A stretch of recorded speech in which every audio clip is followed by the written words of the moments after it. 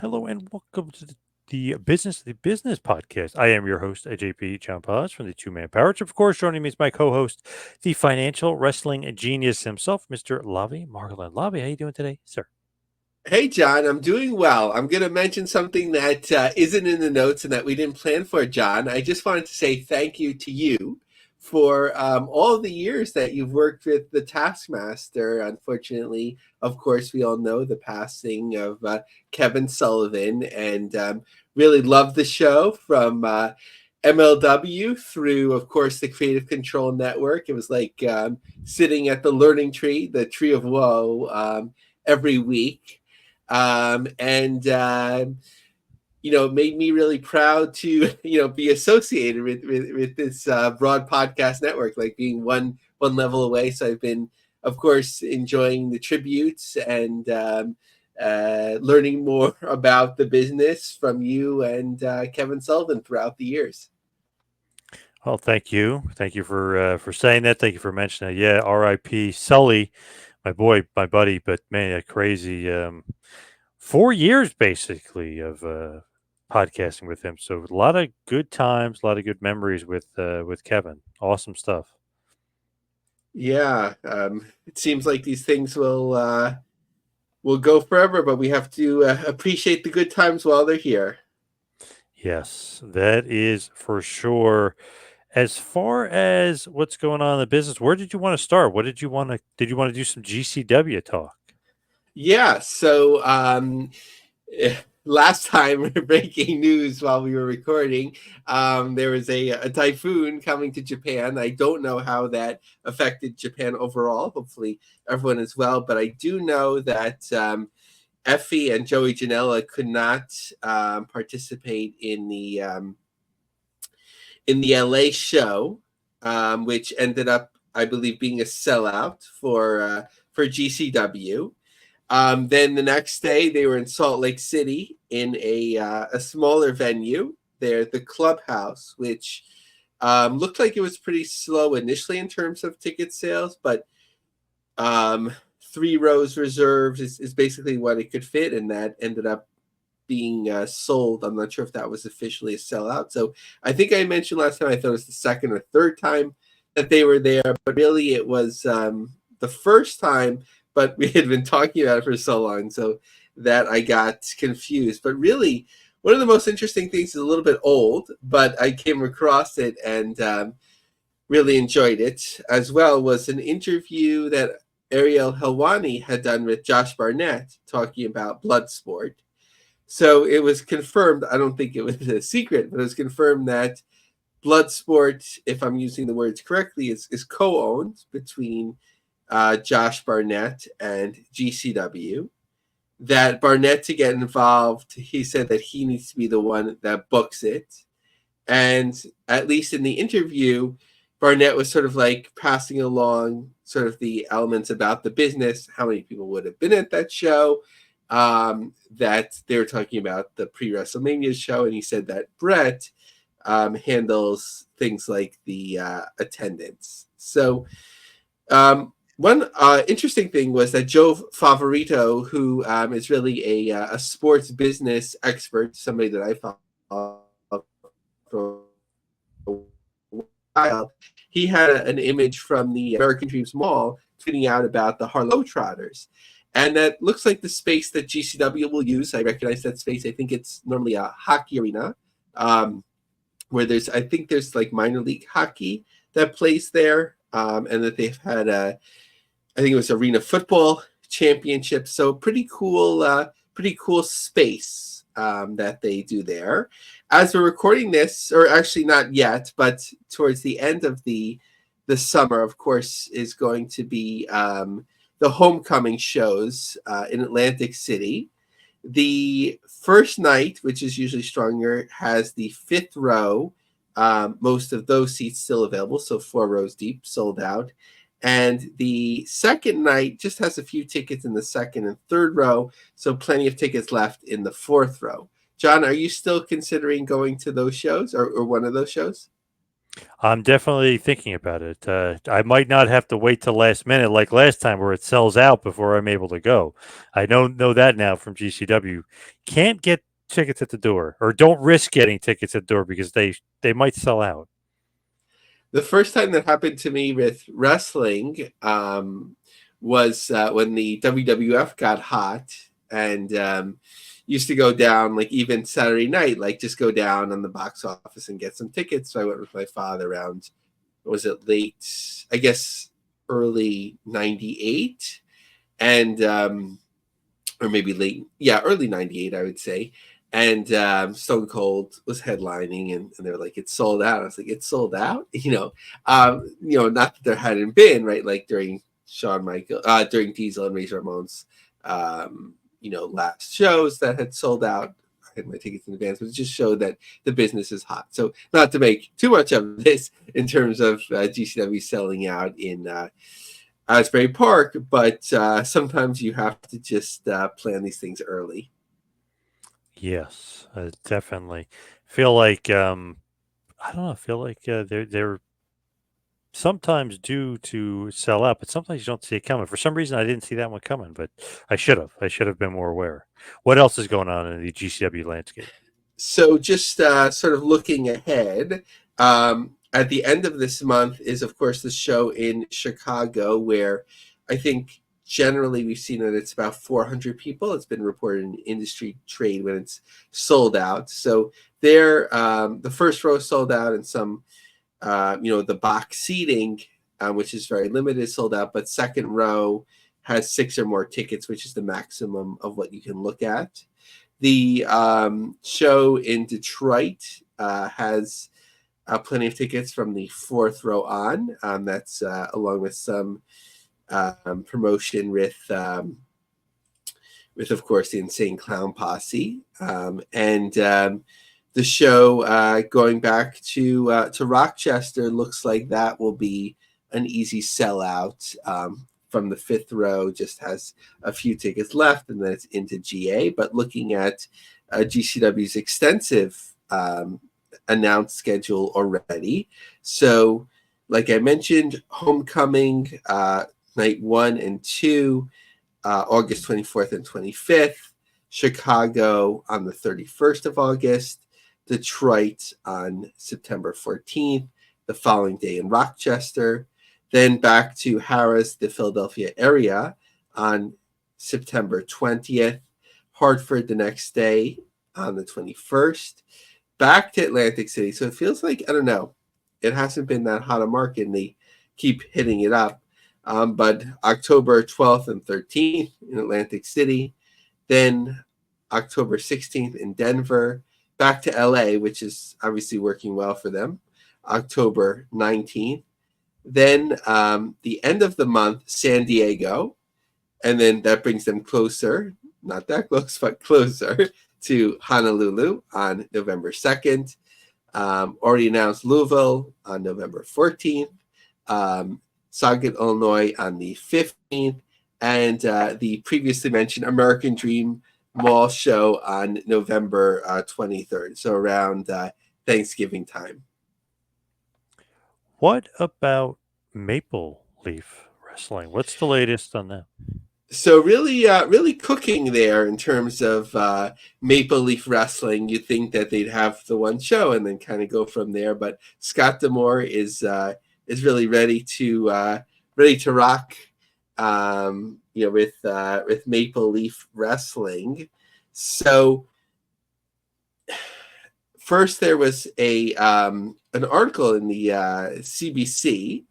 Legendary Canadian wrestling brand gets a reboot thanks to the former grappler, former TNA wrestling president Scott D'Amore to launch Maple Leaf Wrestling successor by Samir Chabra.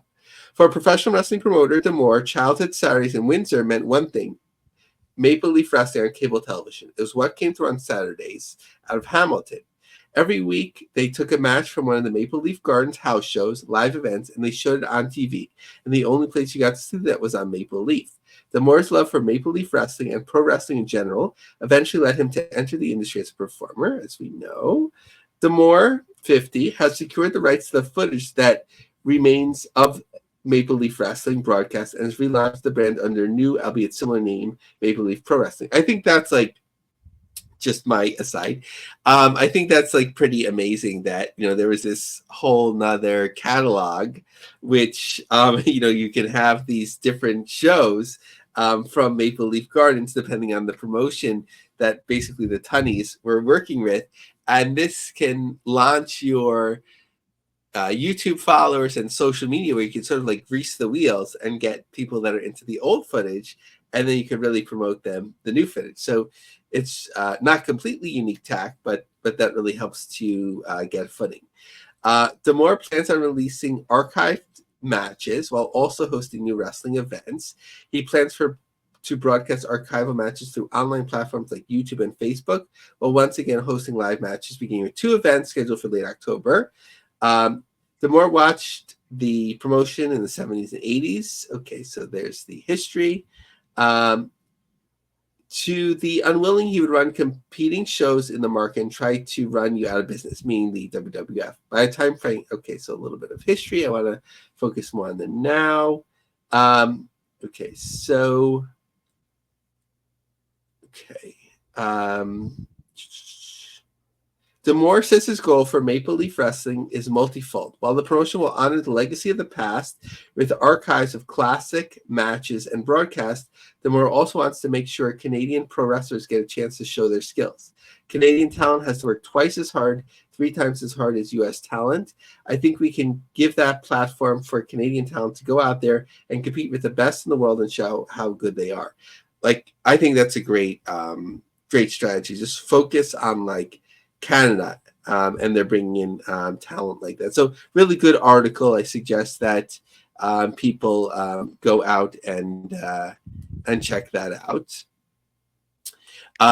In addition to that, they announced a relationship which crosses over into multiple continents. So first of all, our friend from Oceania Pro Wrestling from Australia, as well as when we don't approach where at least I don't know anyone there, Qatar Pro Wrestling, although I've tried to find their information to invite them to the show. They formed this alliance called the Pro Wrestling Alliance. We'll work together on talent exchanges, champion versus champion, and other collaboration.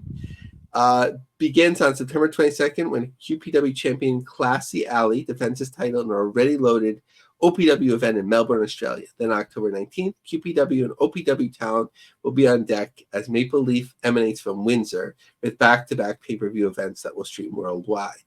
The promotion forged an alliance of 3 of the most experienced and well-respected wrestling minds in the industry. MLW Scott D'Amore we know about him. QPW chairman Ali Al-Marafi has 5 years experience in pro wrestling. And Cam Val, like I mentioned, our friend, former guest of the show, managing director of OPW, has vast experience as a sports executive. This reminds me, especially as they're doing it so young, when Jeff Jarrett was announcing like all these different relationships for Global Force Wrestling. I'm not trying to dim it, but it just reminded me of that, you know, when they haven't run a show first. And Scott D'Amore's tweet, just to emphasize sort of like where they are as promotion, one of the goals is to showcase the best Canadian talent in the world. ELP's body of work in New Japan has proven that it's exactly that. So just talking about one of the talents announced. Excited to have the Canadian superstar. So they've been naming a lot of talent that's attached elsewhere for this loaded show in his favorite venue in Windsor. We do have a special guest joining us right now, Michael from Limitless Wrestling. Michael, what's going on? How you doing? Welcome back. Doing great. How is everyone doing tonight? Very good, very good. How was AEW? It was a solid. It was a good show. The run over was Strickland and Dragon. I really only wanted to stick around to see if Nigel had any interaction with Danielson because of all the trash he's been talking. But of course, as soon as Dragon came out, he bailed from the ring. So keeping them apart still. Man, crazy. I would love to see that rematch. Many years in the making, but I'd love to see the Danielson-Nigel rematch. I know. We got the tease last year where it was allegedly supposed to be at Wembley. Yep. Nigel even posted photos of himself in his gear on his social media when Dragon was injured and couldn't compete after the show. So I thought, well, we'll get it this year, but they're obviously going with the title match. I'd still like to see it. Me too. Yeah. For sure. Yeah, I just watched Nigel's documentary he did, Last in the McGinnis, the other day again, because I stumbled across it. I had it still. And it's a really, really good look at the last days of his wrestling. And it's almost kind of sad that it ended the way it did, quite frankly. So, man, one of the best. I loved him. A huge ROH fan of his. Just following him all the way through ROH, he was awesome. There's no doubt about it. But let's talk a little bit about Limitless. What's going on? You got another book, the Almanac, if you will. What's going on with Limitless? yeah. So this year's book, my follow up from the one from it took me 3 years. Life happens sometimes, but anyways, I went with a kind of an homage to the old Pro Wrestling Illustrated almanacs I used to look forward to every year. That PWI did. I don't know if you guys ever read those or if you're familiar with them or not, but I was just that's something I look forward to on the newsstands every year, and so that's kind of the approach I went with it. I took all the bios out, biographies that I had in it from the last time. I think what really helped with the first book was it was pandemic. There was no wrestling for like almost a year. So I had plenty of time to work on it without new stuff happening. So this one's just to focus on all the results to the shows, all the facts and the behind the scenes, people that were originally booked and had to cancel or had flight issues or last minute changes, any goings on that happened at the show or after the show. And then, I did a by the numbers section where it breaks down year by year, how many matches, venues they wrestled at, if they did TV shows or not. Plus we looked at Let's Wrestle, which is like their minor league, I guess, if you want to call it, or it's their NXT, the complete Let's Wrestle results from their beginning to I think I went to May of this year for both Limitless and Let's Wrestle. It's a huge passion project for me. And I've it's pretty fairly well received at the live shows that I've had, the two I've had it at. What do you think is the decision to publish another book about Limitless? Do you feel like wasn't enough the first one, or do you feel like it definitely needed? Well, so to me, it's the history of the promotion. So like it's been 3 years since the last book, the first book. So it's just, and that's why it's the first book was pretty near 500 pages. This one's just about 200. And that's again, because I cut the biographies out, but it's just continuing that history of each show, what happened, the full results on it. Like it's just, to me, like I find that interesting, and apparently the fans of Limitless find it interesting. It really had to do with Mark Sterling, actually, because he talked about, he bought the first book and he talked about it on the Wrestling Figures podcast, where he said that he loved it because it was the complete history of this promotion. And he wished that they had something like this for Create a Pro. And I've had other promoters talk to me about it because they wish they had a history like this of their promotion, from the beginning to current. And so that was kind of what led me to keep plugging away with it. And that's why I went with like this smaller almanac approach. And I don't know if I'll do it annually or like every couple years. We'll see what happens, I guess. But so far, people are digging it. I've sold several at the two shows we had. The big show this past weekend, I had sold 24 at the first show in Yarmouth in July. I sold another 20 at the big show at the Lewiston Armory with just over 1,200 people there for that one.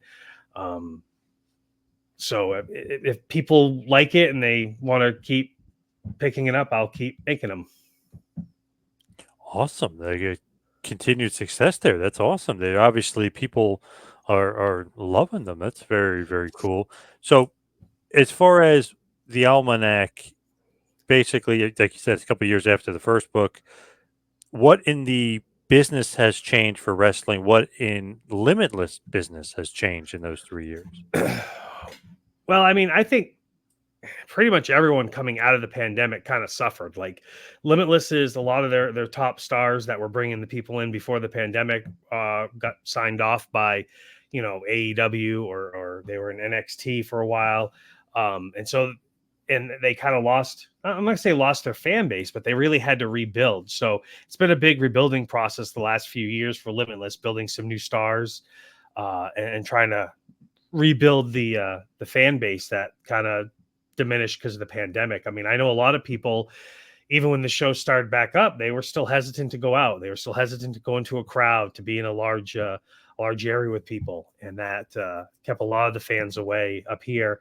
And now as time gone on, it's built up, and geez, almost every show this year, they sold out in Yarmouth, I think, which is what kind of helped push towards trying to do that big show at the Lewiston, at the Coliseum in Lewiston.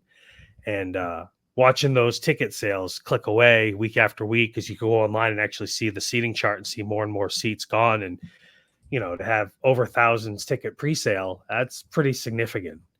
And then another couple hundred walk-up day of the show. I mean, it's a pretty significant grab for Limitless, and hopefully the Coliseum will want to have him back next year for next year's VLC. I know Lavie's got some good questions for you about not only Limitless, but the book as well. Okay. Yes. So, Michael, you got things off to a good start, because my piece was going to be like a case study of this Coliseum show. So we're on the right track here. We really needed you here because John and I have been talking about this show since it was announced. But to me, at least, like, Maine is like, where I went with my family when I was a kid. I don't understand the market. I need to understand the market. All that sort of stuff. So like it's more abstract, right? So first, like, take us back a little bit. So sorry, Michael, I think it gets a little bit confusing because I think because you represent the Limitless brand, sometimes we think that you work for Limitless, but really you are a big fan of Limitless that has great relations, and you could use their name on the book and sell your book at shows, but you're basically like their number one fan. Is that fair? Yeah, I don't work for Randy or Limitless. I help out with merch sometimes or whatever, but like I want to support the product. So I buy my ticket every time. I want to, and I like to sit front row because I'm a huge fan. I'm a wrestling fan first. So the first book was the first book came about because it was the pandemic. There wasn't a lot of wrestling. I have a blog I like to post on, and someone had asked me like who I thought had the most wins in Limitless Wrestling. And of course I got curious, and this led me down this enormous rabbit hole where I started making a spreadsheet, going through every show, writing down wins and losses, just so I could have just stuff to post to my blog for my own fun, my own interest. And that's what spawned from the first book, because I compiled all this data and it just felt like I had to do something with it. And Randy loved it, absolutely loved it, of course. And then since then, I'm a rabid fan, good friends with Randy and a lot of the wrestlers that work at the shows and everyone else that's involved. So the book's become a passion project for me as far as continuing on with the next one. But yeah, no, I don't work there. I'm just a huge fan. I get a little perks, like I can ask for, like, tickets went on sale today for the anniversary show, September 21st. And front row sold out like that. But I can message Randy and say, can you hold me a front row ticket? And I don't have to worry about 7:00 and making sure I'm on there to buy a ticket like that. That's my perk. Sure. To be a little nosy, does Randy charge you for a table to sell your books, or I'm assuming that you just get that? Okay. No. So his family runs the merch table, and they just leave me a small spot. And I just set my stuff down and I go watch the show. And if someone buys a book while the show's going on, they just hold the money for me and give it to me when I'm done. No, it's a real family atmosphere, real family environment. Again, I buy my ticket because I want to support Limitless Wrestling, because I'm selfish. I want it to succeed, so I have good wrestling to go to. Because, like you said, the main wrestling market was not good prior to Limitless Wrestling. It was carny, quote unquote, if you will. I mean, you'd go to a show, you'd spend $10. If you got one good match, you were lucky. It didn't have a great reputation for the longest time until Randy brought Limitless in, and then the reputation grew and grew and grew. And he likes to say it was Unreal, the Cody Rhodes show at the Westbrook Armory. That's what skyrocketed Limitless. And I actually tend to disagree. I think it was a year prior when he had Zack Sabre Jr. versus Chris Hero on the night of a blizzard in Orono, Maine at the American Legion Hall. I paid $12 to sit front row and watch them wrestle for 30 minutes and just put on a clinic and entertain the 170 people that were there. Like that, to me, that is what launched Limitless. To me. So we got to this peak thus far of this Coliseum show. So let's take a step back a little bit, a few months. So when did you first hear things were in the works? What were your thoughts when the show was announced? Are you like, okay, is this going to be a great next step? Is this taking on too much? Like, how did this word start disseminating to you? So we heard some scuttlebutt of a big show back in, I want to say, March. He kept it under wraps very well, but like some of the guys were talking because they'd heard things, and I didn't know if he meant the Expo again, because if you remember in 2019 they ran the Expo, which is a historic venue in Maine for professional wrestling. That's where WWF ran all their shows for the longest time before the Cumberland County Civic Center was built in '77. And he drew 857 to the Expo back then, and that was the MJF Anthony Green headlining show, and that was when MJF was doing very well for himself on his way through to AEW and whatnot. So we didn't know if it was going to be the Expo again or where it was going to be. And then I heard rumors of Lewiston. So I thought maybe the Lewiston Armory, because that's a fairly good sized venue. And I think AWA actually ran there back in the 86.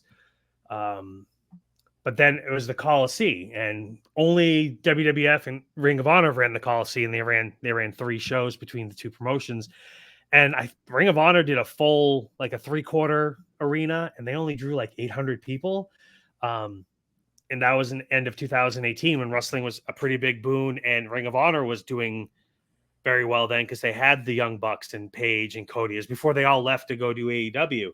So, I wasn't sure what he was thinking or what was going to happen. But then when they announced the Coliseum, I was like, oh, here we go. Let's see what happens. I know the Yarmouth had been selling out for quite a while, but that's 4 1/4 roughly, depending on standing room. And the layout for the Coliseum was like 1,300, I think, when they first posted it. But they went with half house, which I think is smart because they do MMA fighting at the Coliseum. They typically do half house there. And I guess that's what the Coliseum did, is when they had their fights there and Randy went down to see the setup because that's how it was going to be similar. And I guess that might have been one of the deciding points where they went for it. And the Coliseum, quite frankly, really, they wanted it. They wanted to have wrestling there. They wanted someone to come back. And so with WWE not showing up and no one else, they sought the biggest wrestling promotion in Maine and said, let's do something. And it was awesome. The atmosphere was tremendous. The fans were tremendous. Like it was awesome. So I need a little bit of on the ground knowledge. So Lewiston, is that a town that swells with like summer vacationers? Is there an advantage to like doing it in the summer? Or is it locals? Is there like a big difference in the population that you can draw from at that time of year? So Lewiston is an old French town or city. I would not consider it a tourist destination personally. Growing up in Maine my whole life, not all due respect, we call it Dirty Lou for a reason, because it's just it's not a destination for me, and I'm not sure it's a destination for too many people, to be frank. The biggest draw they ever had every year was the Great Falls Balloon Festival. And that actually didn't happen this year for whatever reason, but another group decided to run the Balloon Festival, which was the same weekend that Limitless ran VLC. I'm not saying that had any bearing on Limitless drawing, because I didn't even know that this other Balloon Festival was happening till I went to pick my buddy up who lives in Auburn to go over to the venue. And I was like, oh, the Balloon Festival's going on. So like, it was not that advertised. But no, Lewiston is not it's not a destination town, really, in my opinion. as a mainer, like Portland more is, or even Bangor, but not Lewiston. So if it didn't draw, he could always blame the balloons, right? Yeah, I guess. But Lewiston is the biggest thing that's ever happened in Lewiston was Muhammad Ali knocked out Sonny Liston to win the world title when no one else would run the show there. And it happened at the same venue. They called it the Central Maine Civic Center then, but it's now called the Coliseum. That's where that famous match happened, that very famous photo of Muhammad Ali telling Sonny Liston to get up. That was right in Lewiston. So that's Lewiston's biggest claim to fame, is the world title changed hands there. Yeah, that kept coming up as I was doing my extensive research into the venue. Now, you mentioned Yarmouth. Sorry for my pronunciation. That's right. Is that close enough that Limitless could be like, okay, well, we're doing 450 there, so like, in worst case scenario, we can get most of those people to come over here? Or is that like a different like market? No, Yarmouth. Sorry, I'm from Maine. Yarmouth is 30 minutes from Lewiston. If you're coming up north, if you're coming up from out of state, you're going to hit where the 295 and 95 split. You can take 295 up to Yarmouth. You can take 95 and go to Lewiston instead. So, I mean, it's not that far apart from each other. So they're similar market locations. Lewiston's just a little bit farther up north. So I have like Google News alerts and all that sort of stuff. So like when the show was first announced, there was a couple of articles where it was like, hey, unique show, Coliseum, it's something special and whatever. Then at least what was coming across to me, it was quiet until like maybe Thursday before the show. Then I started seeing like the local articles started picking up. I think there's like radio DJs that like there was like constant promotion for those few days. Like what were you seeing? Was there something in the middle that I just wasn't seeing, or was it really that like promotion at the very beginning and then like a big pop sort of towards the end? I think outside of Limitless's social medias pushing that they were doing, and then obviously every show they hyped up the upcoming show at the previous shows and whatnot. Yeah, you're right. The big real push came at the end when the Sun Journal, which is the local paper in Lewiston, started doing articles on like Golden Boy Bobby Robinson and Dango and just everything as a whole. And then News Center 6, a Portland news station, also did a news article on it that last week.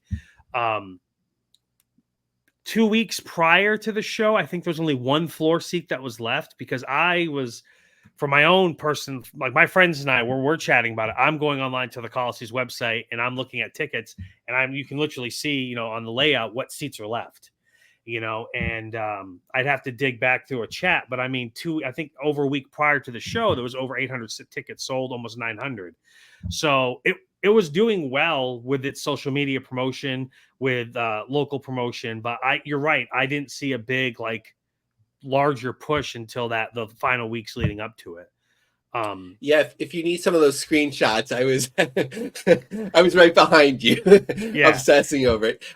Yeah, and I had about the same thing. Like, I think the floor was 400, and then you had to figure out in the upper deck, like which ones was actually for sale and which ones hadn't been. So I had it just under 800, maybe like 775, like a few days out, and then suddenly it was like Friday was popping, and then the ticket map was still open into the show. So that's when I got like the final count. Well, not a final count, but I actually want to go over with you your potential estimates. I think you had tweeted out over 1,000. We don't have to sleuth this like WrestleMania 3, right? Yeah, no.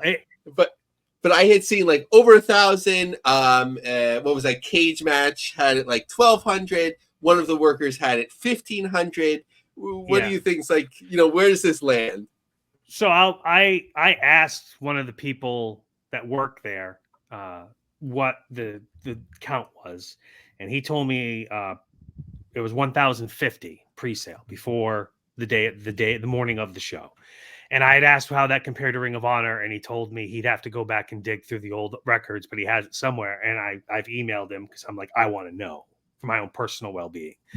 I was at Ring of Honor I'm thinking like 800. I asked my buddy Ben. He also threw out the number 800, like uninitiated.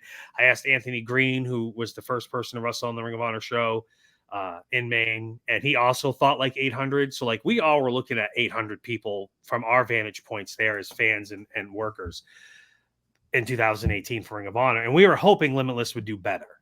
I say 1,200. I think that's a safe estimate because that the place was packed, and I stand at the merchandise table a lot because that's where I sell my book, and I have never seen so much Limitless merchandise go so fast. Like they had their normal full table of regular stuff, and then he had made up I have no idea 100 t-shirts for the VLC that are specific, the event specific shirts from sizes small to 5X, and there was one shirt left at the end of the show, a medium. And then the rest of their merchandise they brought, hats, their t-shirts, posters, pins, et cetera, et cetera, et cetera. That table is wiped out. Like I couldn't believe how much merch they sold. And then Dijak's line never stopped. It seemed like Scotty Tuhati didn't come out to the end of the show, but he was there for an hour after the show was over, still doing stuff when I left. Anthony Green did well. I mean, everyone that was out, Tony Atlas did well. So everyone on the gimmick table side of things, they all did extremely well. The venue was gorgeous. I'm like, to me, the guardrails, that isn't independent wrestling to me because I'm not used to that on indie wrestling in Maine, but it worked for me that night. I don't know. It's just the setup was great. The fans were great. Everyone seemed happy. No one was miserable. You know what I mean? Like there's no, it was a great atmosphere, great environment. The wrestlers all worked really, really hard. I can't say enough good about Ricky Smokes and Aaron Rourke and their match they had that night. It's their fourth singles match. They always kill it when they get in the ring together, and like everyone stepped it up that night because the atmosphere and the size of the crowd and everything. So Tony Atlas, was it sort of like a nod back, like, hey, Maine wrestling, like how could we not book Tony? Like, has he been on Limitless shows before? No, this whole show was a love letter to professional wrestling in Maine, quite frankly. With the main event of Westbrook's own Scott Taylor, Scotty Tuhati, like the first Maine wrestler that made it to the WWF, wrestling Dirty Dango or Johnny Curtis, as I knew him back in the EWA days. To them, the second guy that really made it big in the WWF from Maine. Tony Atlas, who's not from Maine, but he's lived in Lewiston since the late 80s. He's never been, this is his first time ever being on a Limitless show. He's still working up here for NAWA on the regular, on the fair circuits. And then like even Golden Boy Bobby Robinson or Luke Robinson, as he went by on Tough Enough. He's from Auburn, Maine. And, he hasn't wrestled since 2017, I want to say. And he was on the show. So, I mean, it really was like kind of a love letter to Maine wrestling, a celebration of it, but maybe that's Scott Taylor's last match. Who knows? Might be his last match in Maine. He hasn't wrestled since January of this year. And I think he only wrestled a couple matches last year. So we have all these good feelings about it, but yeah. I was surprised to come across a couple months ago that the current owners are looking to sell this place for about $4.5 million. Have you seen those articles? The Coliseum? Yeah. Oh, no, I didn't know that. I hadn't seen that. Yeah, so I could just read, not to belabor it, but I'll just read a snippet. Lewiston Coliseum, which was the setting for one of the most famous scenes in the sport's history, is for sale. The Coliseum is a 3,000-seat arena, depending on how you set it up, 54,000 square feet. Okay. The property is being listed by SVN with a list price of $4.9 million. The listing requires a deposit of $50,000. The building is currently home of the Maine Nordiques. The 5-year lease with the Nordiques started on 2023. The total value of the lease is almost $4 million. There's parking for $500,000. The current owner also says damage caused to the roof by, the storm in January 2024 has been repaired, and the insurance company will cover the cost of replacing the roof and painting the inside ceiling. So it could be a totally different story, with a different owner, just when you kind of start building something. Yeah, no, that's true. I mean, someone else could buy it and want to do something completely different with it. I don't think it's been like earmarked as a historic landmark. So I mean, they could buy it, level it, put in condominiums, or do whatever they want. Probably. I hope not. So, although we don't talk a lot of I mean, we actually did talk a little bit of AEW. We don't talk a lot of AEW on this show, but like, to me, it's upsetting that they keep booking like 20,000 seat venues and then have like 2,700 people there. Like, do you think this would be like a good venue for AEW to have like Dynamite? I think AEW might be better off in Portland at I think they call it the Cross Insurance Arena now, or even the Augusta Civic Center. I mean, I went to the shows at the Agganis Arena that they did, and I went to TD Garden for the Blood and Guts, and I went to Worcester for the show, the first one they did at the DCU Center, and to me, like Agganis Arena size wise is comparable to maybe Portland or even the Bangor venue or Augusta. But those venues don't have the same, like Augusta especially. It's an older venue, so it doesn't have like the extras, I guess you would say, like the LEDs that go around the arena and things of that nature. It's more of a basic arena. I know WWE did house shows at this venue, the Coliseum, in 2005 and in 2015, and they drew well. So. I mean, would I love to see AEW in Maine? Yeah, absolutely. But I see Portland as being where they would go over this venue here in Lewiston. So, last question for me before I turn over to John. Talking Tony Atlas, late 80s, you're a fan a long time. Did you ever go to ICW, IWCCW shows? I did not. I went to a lot of so the Savaldis promoted those. And I would watch them. They were on my local channel. So I would watch them on my local channel here. And I do have a lot of the results from shows they did around Maine, Lewiston, South China, Presque Isle, et cetera, et cetera. I went to my first time really seeing Tony Atlas live was EWA when they launched in 97. And then he ran his own promotion up here, a few shows. But I went to a lot of the NWO on Fire with the Savaldis. So I did watch a lot of the ICW and IWCCW on TV, but I never was lucky enough to go to one of those shows live. I'm not that old. I have a joke. Did you ever see the Vic Steamboat Tony Atlas match? Because they would replay it every other week. Oh yeah, geez. Like yes, I saw that numerous times. John? So where can everybody find you, follow you, and most importantly, get your book?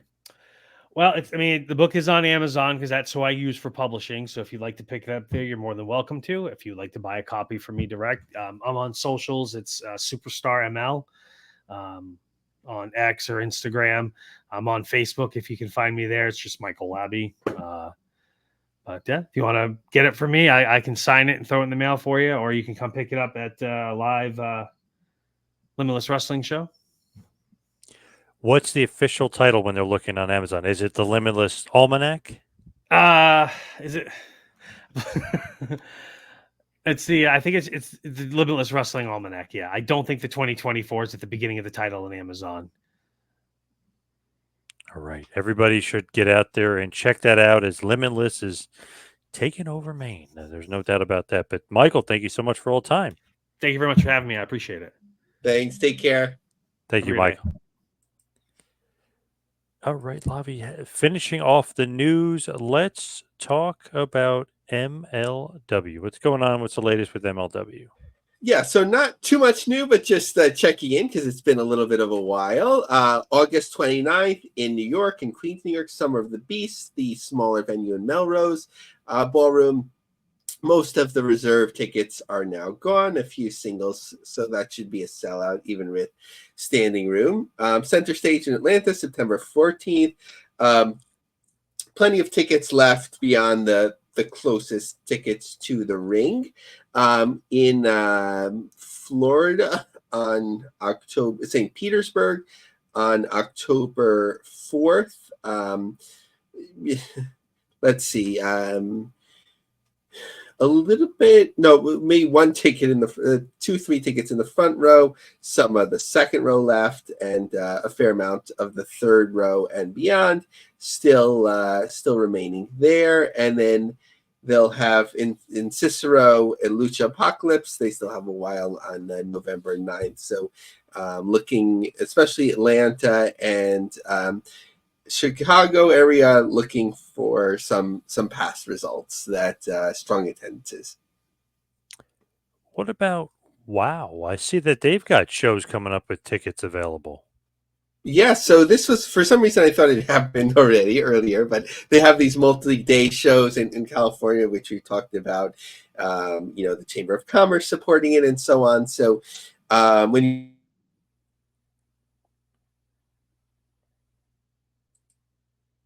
interesting and a good way sort of like to maximize from your most passionate fans, which we'll talk about for TNA as well. The VIP tickets seem to be going well, so you have the opportunity to talk to the WoW superheroes for $175. Oh my goodness gracious. What about TNA? I feel like they've got a lot of shows coming up. So I never noticed this before, John. You'll let me know if you have, but the Bound for Glory shows, I think it's smart. We always talk about like the most passionate TNA fans, and they're kind of doing a little bit of the WWE model where first and second row are really expensive, but then you get the meet and greets, you get to keep the chair and so on. So front row, and this is for, I think these are both for both nights. So, a little bit of a saving in that way, but $599 for the first row, front row, and $499 for the second row. What else is going on for TNA in September in San Antonio? They're teaming up with the local ABC affiliate for ticket giveaways, so a smart way for promotion. In Louisville, the first night at the end of the month, most of the reserve tickets in a modest sellout are gone. The second night, of course, more tickets are still available. For their Victory Road show, it's not an open map, but when I clicked into a couple of the sections, it looked like most of the first and second row, maybe the third row, depending on where you are, those tickets are gone. In Spartanburg, the old Memorial Auditorium, so in a very modest setup for late September, so a little bit of time. Most of the tickets still remain there, so just looking at their schedule to review upcoming. So end of the month, Louisville double shot. Middle of September, San Antonio double shot. End of September, Spartanburg double shot. October 26th, Detroit. November 8th and 9th, Fayetteville. November 29th, Winston-Salem. And then tickets not yet on sale, but then the end of the year, Atlanta. What about Memphis wrestling? What's the latest with Memphis? So in a bit of a surprise, and I think this is a really, really smart move, that Jonathan Gresham joins Memphis Wrestling as a full-time competitor and mentor. So trainer, all that sort of stuff. So not going to read the whole press release, but of course, already paying benefits with Jordan Grace appearing on the show as well this week. So really a smart way to distinguish the promotion with one of the top independent superstars, and of course Jordan Grace from TNA coming along, of course as a couple when her schedule allows to. So really a smart win for Memphis as we start seeing their syndication expand as well through the Championship Wrestling, which is really gravy. I think their bread and butter is their training center, selling tickets locally, sold shows in the Memphis market, all of that sort of stuff on the ground. Of course, Dustin Starr, one of our first guests a few years ago on the podcast. What's going on with Masked Republic? Our buddies over at Masked Republic. Yes, our friends over there. So Burt Ogden Arena has set up a 4 for $80 special. So pretty big venue. Smart move. Get the whole family there. Looks like a fun show. I don't want to be overly critical of our friends there. Too much of a spotlight, but we have to be fair. So I'm looking, as we look at ticket maps, doesn't look like a lot of tickets sold so far. It's just a few weeks out. I haven't done a hand count, so I don't want to be overly analytical, but something certainly to watch. I think this is showcase for them as they work with new partners, and certainly would look to expand something like this. So I don't know what the expectations are in terms of tickets sold, or just, how the presentation goes, getting a little bit of rhythm going. It's hard. You really have to be on the ground for lucha, and connect, find that audience and connect with the audience.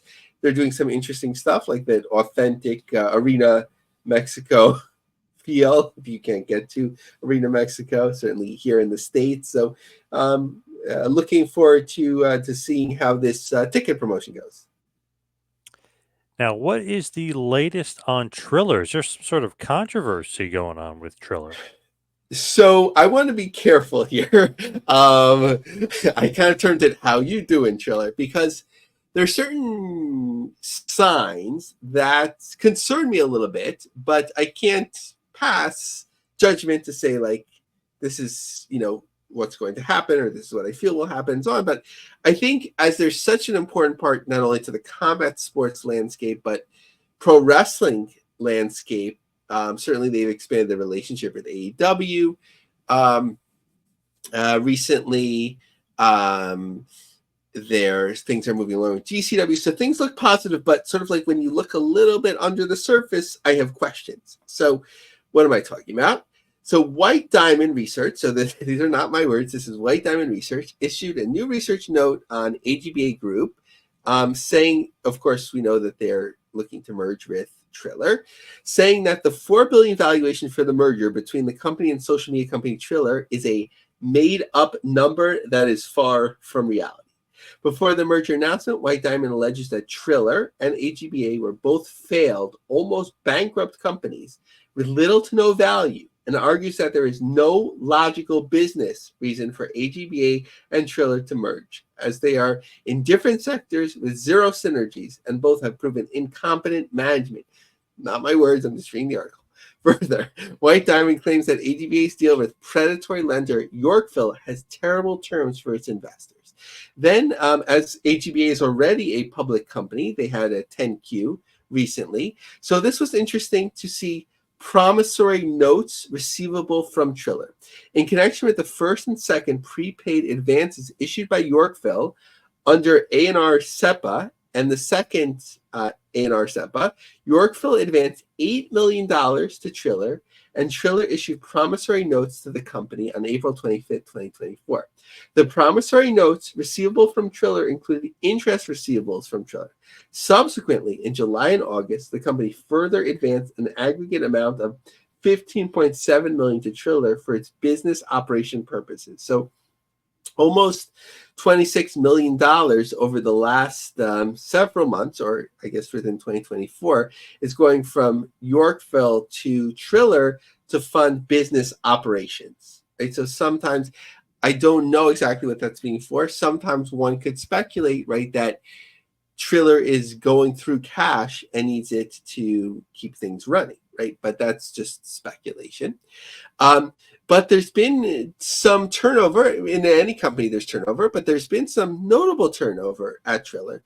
Prem Parameswaran, the former president and CFO, has left. But more connected to us in the show, neither is a public figure, so I'm not going to name them. But Chief Marketing Officer has left the company after having been there a number of years. And our PR connection, who I believe was there part-time, but was Triller Fights PR person, their email bounced back, and I got to see that they're no longer at the company. So that was curious. One of the things that we didn't talk much about, because it seemed up in the air, was in July, Isaac Rodriguez of VXS said, "It's been months since our last show, and promotions who make your platform thrive are still waiting on payments. We're constantly giving runarounds around zero support from the team. Some people depend on iPay-per-view revenue. This is not okay. And it's not just VXS. I've confirmed with multiple promoters about not receiving any form of payout since January. This is why companies are moving away to build their own platform. I feel insulted as a longtime creator, user, and hope all creators are eventually taken care of." And then when you search, if you search Triller payment, right? This goes back to their versus section with rappers and different people complaining about late payments. So added together, this is concerning when so many pro wrestling promotions rely on Triller. So there's this merger up in the air, late payments throughout the year. So just looking at public information, it's just question marks, things to look at without passing any final judgment on it. And finally, Burning Man. What the heck? What's going on with Burning Man of all things? So maybe next time, depending on the news, we could do a more in-depth look at this. But NPR covered it, and then I think New York Times and some other outlets. So Burning Man, it's not for me going to the desert or whatever, but it tends to be a pretty hot ticket. But for this year, it didn't sell out in advance. So is that it's either gotten more expensive than it's always been. And John, I don't know if you have friends that are experiencing this. I'm seeing this with some. I work in career services and so on. Some of the students I worked with years ago, tech is not doing well, and a lot of upwardly mobile people were doing really well in tech, and they had money to spend, and we were starting that with concert tickets and so on. So that might be a tightness in the market. So what does this have to do with pro wrestling? As we've noticed, especially with WWE, they've been focusing more on like premium tickets, special events, fly-ins, and so on. So are we starting to see an economy where people don't have the type of money to spend that they once did? And, smartly, like La Lucha event that we just talked about, family of four, $80, you don't really see that with WWE anymore. So might we see sort of a comeuppance, in terms of ticket sale success?